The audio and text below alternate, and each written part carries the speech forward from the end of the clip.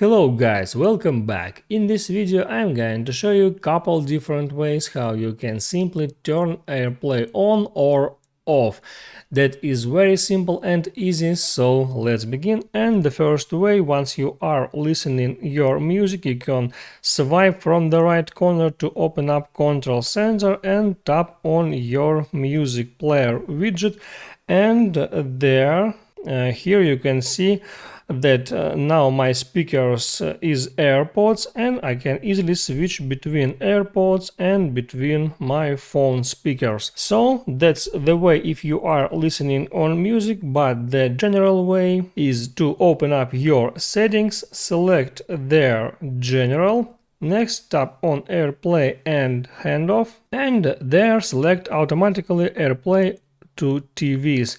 Now this option set to automatic. If I want to be asked every time to turn AirPlay on, I may select ask, or if I don't want to use AirPlay at all, if I want to turn it on, I select never, just like that. Make sure you like this video if it was helpful for you, and see you next time.